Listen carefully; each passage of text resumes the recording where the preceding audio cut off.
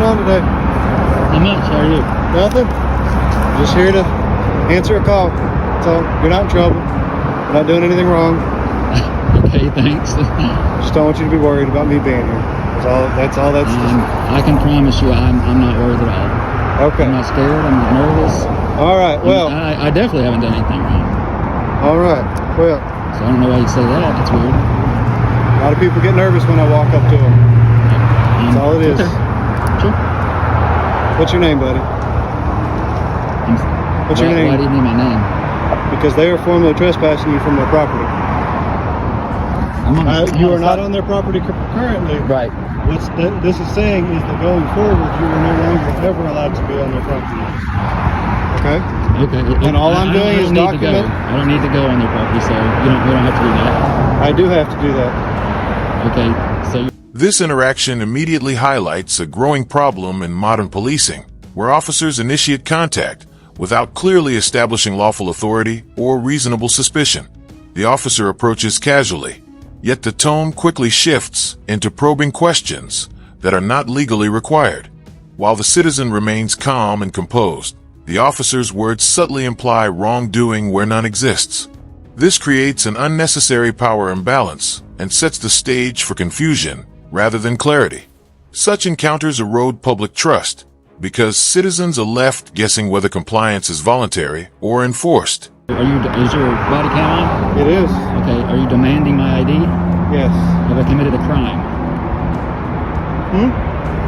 You are being formally... Have I committed a crime? What crime have I committed for you to demand my ID? I think we're going to have a problem. You probably should get somebody out here. It's not the way the trespass law works. I have not been on their property, right? I'm not going to give you my name. I'm not going to show you my ID. I'm in a public space, standing here.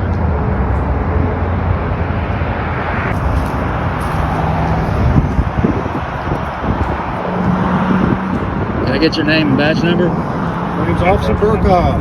Badge number 2390. Okay. I have no problem giving that to you. I mean, is it not your policy?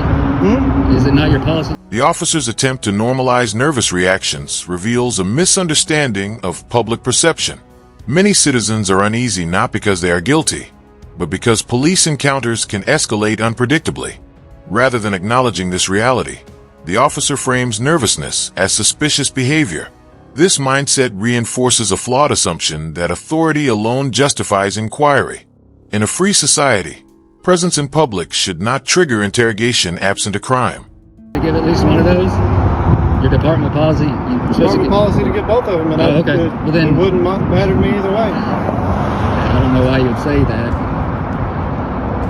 I don't understand why you're out here filming this business. I didn't say there was anything wrong with it. I said I don't understand, just like you don't understand the things that I'm saying. So, we're on the same page. It's not about being on the same page. I mean, I'm in public, right? I haven't been on their property, right? Correct? They can trespass you without you entering their property. I don't know if that... I mean, but I haven't committed a crime, though. I mean, whether they say this or that, me, this guy right here in front of you, has not committed any crimes. I already told you that, didn't I? I know, but you're demanding my ID. That's where we have a problem. Yes, because I have to be able to track who we have notified that they are not allowed on You've notified me. When the officer requests the citizen's name without articulating a lawful reason, the interaction crosses into questionable territory. Identification demands require legal grounding, not convenience or curiosity. The citizen correctly challenges the request, asking whether a crime has been committed. This moment exposes a critical gap between police procedure and constitutional standards. Law enforcement authority does not override basic civil liberties simply because a call was made. About a good citizen. No, because if they call on you, can I identify as good citizen? No. I can't? No. Are you sure about that? Positive. Okay. Well, I haven't committed any crimes, and I can identify as good citizen if I want to. So, I'm in public. That's 3. I mean, what do you got? You gonna violate my rights? I'm gonna wait for my supervisor. Go ahead. I asked you to get somebody out here before you started asking all these questions. Before we got here, so trying to get. Maybe we should just get educated real quick. You can't demand someone's ID for standing in public, whatever a business owner says. Do you work for them or do you work for the public? I work for everybody. Okay. The trespass explanation further demonstrates confusion about the law. Trespass requires entry onto property, not merely standing near it or being disliked by a business owner. Attempting to issue a future ban without lawful presence is legally shaky and procedurally improper. The officer's insistence on documenting the citizen's identity reveals an administrative priority over constitutional restraint. This reflects a troubling trend of paperwork-driven policing rather than rights-based enforcement. So whose side are you on? Whose side are you on then? Whose side are you on? On the side of the public. Okay, well the public hasn't committed any crimes, but you're demanding their ID. Is that not a violation of my rights? No. Whoa! Okay. Thank God I'm recording this. I haven't forced you to do anything, so. You're demanding my ID. I haven't forced you to do anything. But it's the verbiage. That's where you're not getting it. You're demanding it. Am I free to go or am I being detained? Am I free to go? Did you want to talk to my supervisor? Am I free to go or am I being detained? Did you want to talk to my supervisor? Can I ask a question before that? May I ask you a question? It's transparency, man. Transparency. Yes, this is your chance, man. Here it is. This is your chance to represent Knox County. Right here. I don't work for Knox County. Whoever. The citizen's repeated question, whether they're being detained, goes unanswered, which is a significant failure of transparency. Clear communication is a basic responsibility of law enforcement. Avoiding a direct answer while continuing the encounter suggests an attempt to retain control without legal justification. This ambiguity pressures the citizen into compliance through uncertainty. Rights become meaningless when officers refuse to clearly define the nature of the stop. Police department in general across America, they obviously hate you for this right here. You're not being transparent. I'm trying to ask you a question and you're being evasive. I don't have to. I'm a public citizen in the public. That's what you don't get or you don't care. That's what you don't get or you don't care that I'm a public, private citizen. You are free to go. No.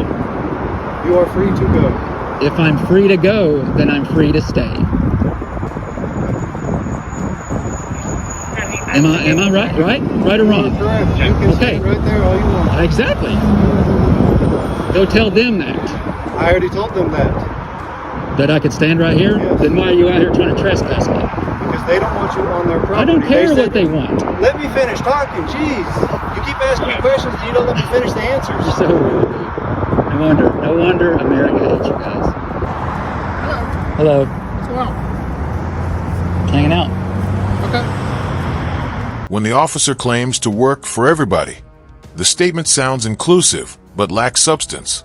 Serving the public means respecting constitutional boundaries, not selectively enforcing authority.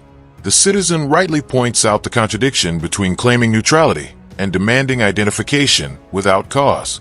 Public service does not grant unlimited discretion. Accountability is demonstrated through lawful restraint, not verbal reassurances. That's it? That is it. So you said that you asked for me, though. Well, no, I think we've squashed that, right? You don't need my ID now, right? I would still like to formally trespass. Are you demanding it? Yes. What crime have I committed? Is he? So hold on. He's demanding my ID, though. The call that we got was from the business. Okay. And I don't know because I just got here. Were you on their property? I don't Were answer you here? questions. Not today. Do what? I don't answer questions. Okay. Then you're all free to leave. Okay. And you're free to leave. Okay. Right? He already said that. Do what? He already said that to me. Okay. Yeah, it's about 5 minutes ago. Okay. Okay. Then you don't need me free. Not now. I mean, I didn't want him to, like, you know, if I walked up the street, like, call you and say he's running or, Right. you know, anything like that. That's fine. A second pair of eyes is always, you know, good. Absolutely. Right. Yeah, as long as you're freely moving up and down the sidewalk, Yeah. And I can... The escalation into defensiveness and dismissive language undermines the officer's credibility. Rather than de-escalating, the officer reacts emotionally to being challenged. This behavior shifts the interaction from professional to personal. Citizens asserting their rights should never be treated as adversarial by default. Respect for authority must be earned through lawful conduct, not demanded through intimidation.